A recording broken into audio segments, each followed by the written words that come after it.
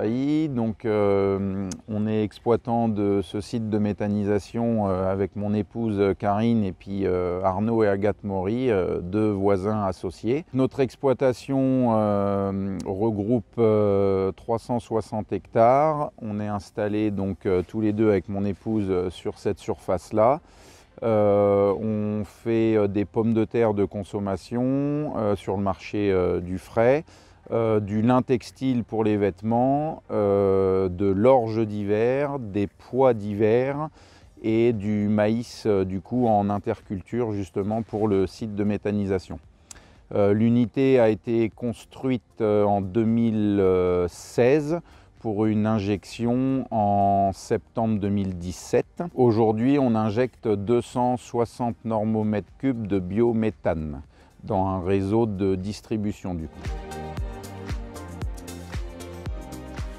Alors le digesta du coup c'est un enjeu majeur du choix de cette lancée dans la méthanisation.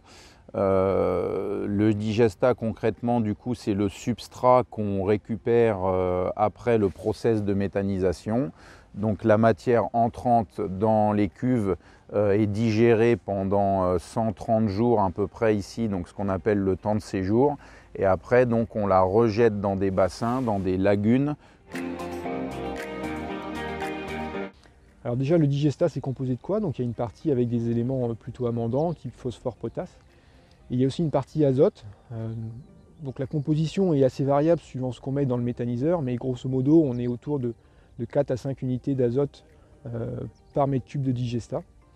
Et cet azote là il est composé en deux parties. Donc il y a une partie ammoniacale, donc en NH4+, qui va être assez sujette à la volatilisation. C'est le principal facteur qui va jouer pour sa valorisation. Et plus on va limiter la volatilisation, et plus on va être efficient. La deuxième partie azote du digesta, elle est organique.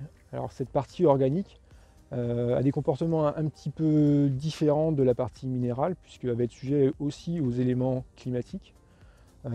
Plus on va avoir des températures chaudes, plus on va avoir de minéralisation et plus ce sera disponible pour la culture.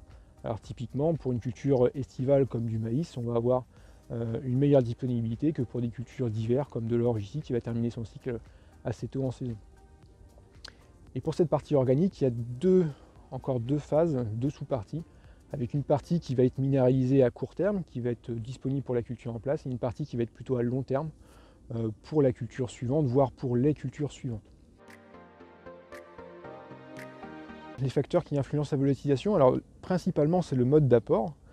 Plus on va être capable d'enfouir le digesta profondément et rapidement après son apport, et plus on va être efficace. Typiquement, un apport sur le sol, on va être beaucoup plus sujet à la volatilisation qu'un apport enfoui à l'aide d'un équipement spécifique. Après, il y a la partie climat qui joue aussi, la température. Plus on va être sur des températures élevées, et plus on va être sujet à la volatilisation. Une pluviométrie va aussi jouer, va permettre d'entraîner un petit peu de digesta en profondeur et on va avoir moins de volatilisation. Et puis il y a aussi le vent, plus on va avoir de vent et plus on aura de volatilisation. En autres facteurs qui peuvent jouer, alors il y a aussi le pH du sol, plus on a un pH élevé, plus on va avoir de volatilisation. La CEC joue aussi, plus elle va être importante, moins on va avoir de volatilisation. Et puis le pH du digesta est aussi important, plus le pH va être élevé et plus on va être sujet à la volatilisation.